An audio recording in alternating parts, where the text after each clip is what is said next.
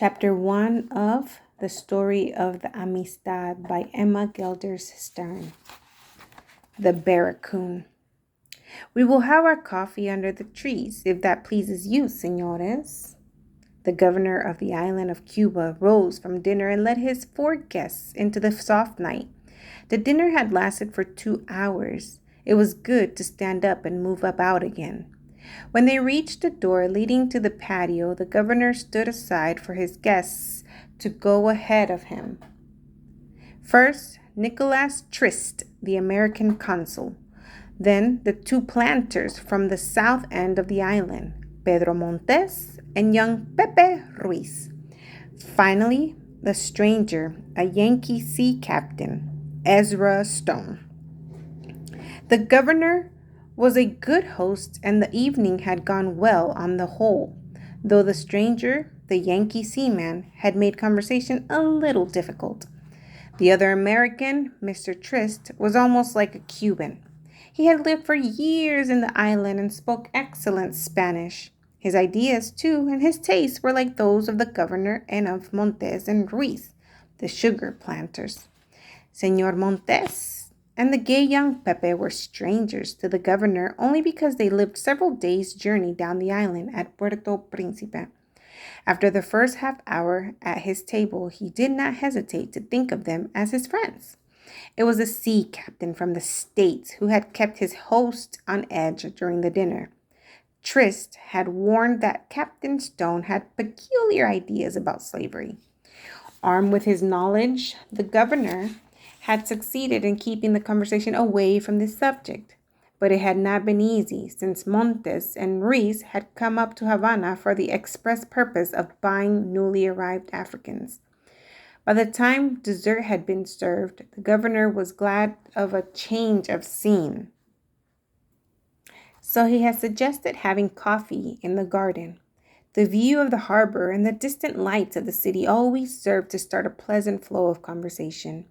He busied himself directing the servants, who brought easy chairs and lanterns to the patio and moved about serving the coffee with practiced skill. But Captain Stone did not seat himself in the chair provided for his comfort. He wandered about restlessly, looking out at the night. "You'll get a better view of our harbor from this side, señor," the governor said. "Truly," agreed Ruiz. "The walls of the Barracoon hide the waterfront on the east." Barracoon? The Yankee captain was puzzled. It was not a word familiar to him in his small knowledge of Spanish. "The slave pen, where they keep the slaves and ready them for market," Ruiz explained politely. He turned to his host. "The placing of the Barracoon so near your country palace surprised me," he said, "but I suppose it was necessary to have a safe spot for unloading the ships from Africa. What is a harbor for, if not to receive useful imports from over the world?"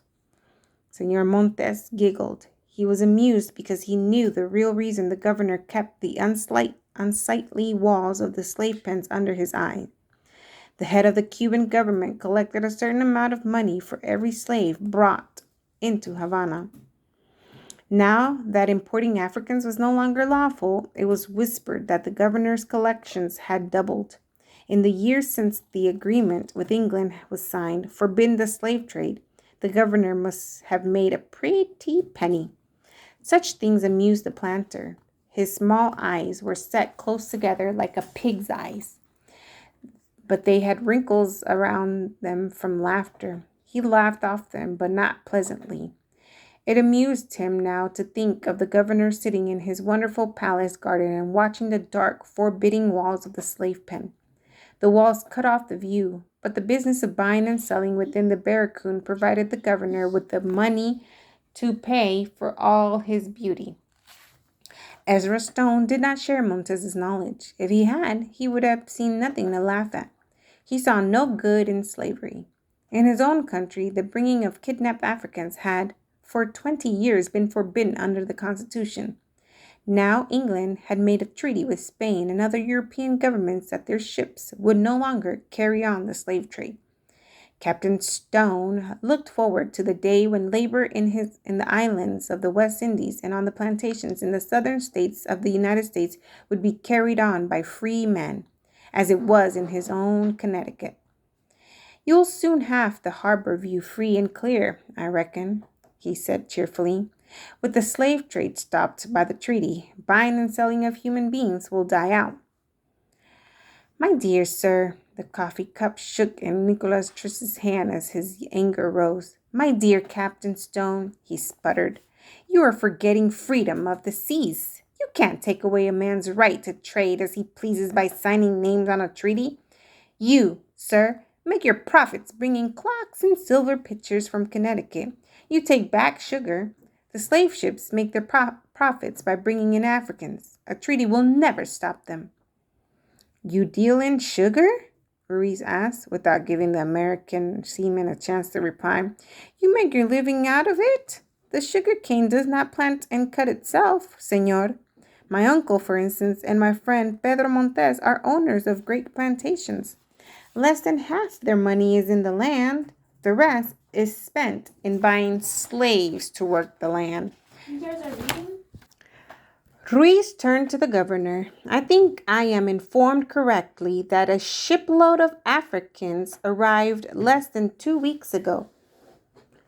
The governor nodded. It was unfortunate that the subject had come up, but there was no need to deny the facts. "Freedom of the seas," Ezra Stone answered. "What about freedom of the people who are kidnapped from their homes? This is not the Dark Ages. This is the year 1839. The American consul, Nicholas Triss, sighed. He had heard such wild talk from some of his countrymen before. He had often silenced them with the simple reminder that the Africans were really fortunate to find a home in civilized countries. But tonight he did not want to continue the conversation longer than needful. I am a sincere friend of the Negroes, he said. "The only objection I can see to the slave trade is in the crowding of the ships which bring them across the water. The Tecora, the slaver that came in a few days ago, is an example of waste. Of the 100 taken on board in Africa, I'm told that scarcely half lived to complete the journey. If the trade were more open and free, there would be no need to pack the cargo so tightly. Then the Negroes would not die." Pedro Montes had scarcely listened to this idle talk. He had a question of his own. "Do you never have trouble with the slave pens so close?" The governor shook his head. "Never fear. The walls are high and strong, and the slaves are chained." Then he remembered his duties as host. He turned to Captain Stone. "I am afraid, senor, your coffee is cold." The captain set down his cup. He had be going. His ship was sailing at dawn. "It was a mistake, my bringing the man to meet you," Nicholas Triss exclaimed when the Yankee was out of earshot. "But I thought having a ship about to sail, he might be useful. I didn't know he'd be reading abolitionist stuff." Triss stirred his coffee angrily. "There's been too much of that. The abolitionists don't know what they are talking about. It is only in the places up north where they know nothing of slavery that they rail against it." Triss continued to talk idly in order to smooth over the memory of his countryman's rude remarks. "If it were not for the English law court and the English ships," he said, "the slave traffic could be carried on in perfect safety. Even so, I have been able to send many thousands of Africans to the States this year. I simply apply for shipping papers in the name of Ladinos, the name you give slaves who were in Cuba before the treaty. No one asks if they are bozals, as you Cubans call the slaves lately out of Africa. Ladinos, of course." Ruiz stored the word in his mind in case he had to ask for passports for the bozals he intended buying on the morrow. It was time to take leave of the governor. The evening had been pleasant after all, and not without profit. The planters had received some useful information. Their host clapped his hands. When a servant appeared, he ordered his carriage. "It is entirely safe to walk past the slave pens," he said, "but driving back to town will be pleasanter." "Quicker, too," agreed Montes gratefully. He was anxious to get a good night's sleep. Tomorrow would be a busy day. Callie woke. When he opened his eyes, he saw that dawn had not yet come. The light in the sky was still a smoky gray. The sun had not risen, but the boy had the feeling that his mother had wakened him, that she had called his name. This in itself was strange because of all the family, Callie was always the first to wake up in the morning. The first ray of the rising sun that entered the doorway of the sleeping house was always the signal for him to leave his pallet. Young boys were by habit and tradition the first to wake up in the village. As soon as the round ball of the sun was visible, Callie and his friends would leave the silent sleeping houses and go tumbling, prancing, running down the riverbank. They would throw off their loincloths and bathe in the river. They prided themselves on getting up before the grown-ups. Yet now, in the gray half-light before dawn, Callie was sure he had heard his mother calling. He must be mistaken, for his mother and sisters always slept until the sun was over the treetops. He was about to close his eyes, turn over, and finish his sleep out, when he heard the voice again, not close by, but at a distance.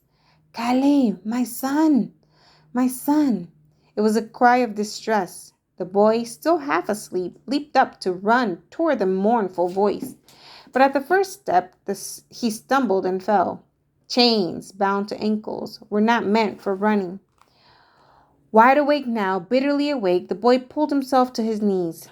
How, even in his sleep, could he have forgotten? He was not safe in his village home, but a world away, across a dreadful ocean, in chains. He stared around the slave pen. The earth within the enclosure was brown and bare of trees. Along the high wall, overhanging roofs made a kind of lean-to. The lean-tos were like the sheds for cattle in a corral in the center of his village at home. But this was a corral for men, not for cattle. For men? Women and girls, too, lay huddled in the ground within the high prison walls. His mother's voice had not been heard in a dream. She was here, in the slave pen, across the bare space under the shed with the other women and girls. His mother! Callie pulled himself upright and started across the yard. He walked slowly, measuring his step by the length of the heavy chain fastened to iron bands on his ankles. He made his way past the sleeping forms and thought again how the slave pen resembled a corral for cattle. But the cattle in his village were not chained. They wandered free in the meadows all day and were driven into the shelter of the corral only at night. The corral kept them safe from leopards and tigers who might stray down from the forest under cover of dark. When he came up from his morning swim, Callie had always helped his father and the other men from the village lead the cattle to the grazing grounds. Coming back from the fields, he would look for a sign, an omen, of what the day would bring. Sometimes they'd see a bright lizard or a bird with watchful eyes on its nest, or a misshapen twig, or a cloud that had a curious shape. Each thing had its own meaning. If the boys and men could not guess for themselves what the omen foretold, they would stop at the palaver tree. Here, seated on the platform of canework under the great tree at the gate of the village, they'd find the old men. The elders would have come from their homes and would be found sitting under the tree, ready to greet strangers or settle arguments. The old men always had an answer. Long years had given the elders experience in every kind of sign or omen. Callie looked down at his chains. He would never believe in omens again, not since the day when he had been seized with his mother and sold to the white men as slaves. That day had been declared one of good omen. It had been the day of his sister's marriage. After the ceremonies, the whole family had gone beyond the village along the riverbank. They had gone to see the young couple start on their journey to the husband's home in a neighboring village. Callie's younger sisters had stopped on the riverbank to battle with their friends in the sun-brightened water. His father had hurried home to see to his new cattle, the 3 new cows and a bull that had been the bride's present from the family of the groom. But Callie and his mother had climbed a little hill to catch a last glimpse of the voyageur's canoe. The slave catchers must have been prowling in the underbrush to snatch anyone who strayed too far from the safety of the village. The invaders had reached from the bushes and bound them with ropes and stuffed their mouths. Callie's slow progress across the yard of the barracoon brought him close enough to the women's shelter to see his mother's garment of blue grass cloth. What was left of the tattered robe was pulled close about her body and over her face. The boy saw that she was still asleep. She must have called out his name in her sleep, as she had so many times on the slave ship. They had not been chained to the same bench in the hold of the ship. Only by calling out to each other could they know that each still lived, where so many had died. The boy bent down and smoothed the torn dress. He remembered how carefully his mother had woven the cloth to wear to the wedding and dyed the robe in the pot of indigo leaves. Now the garment was stained and torn in the struggle with the kidnappers. It was stained with blood from wounds made by the leather thongs bound around her neck when she was captured. And this kidnapping had taken place on a day of good omen. No, Callie said aloud as he turned back toward the place where the men and boys slept. I will never believe in omens again.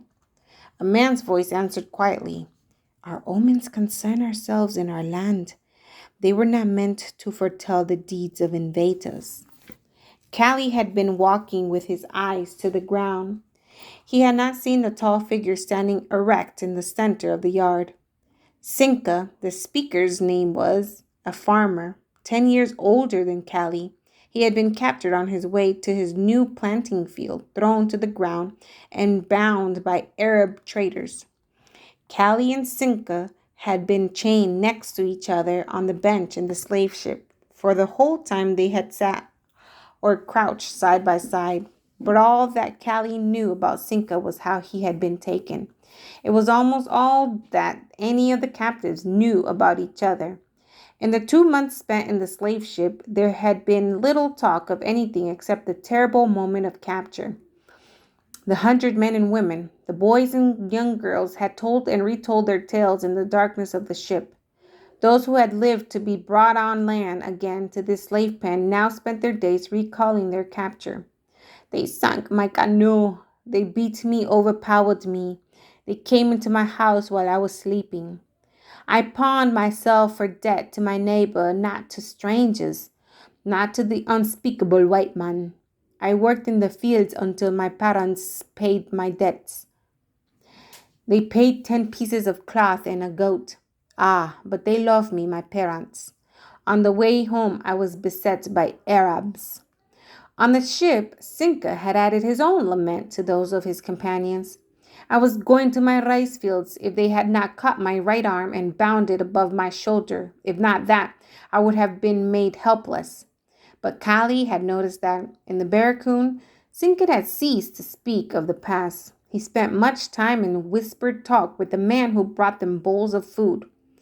The man is of the Mandi tribe. He speaks our language, Sinka had reported one day.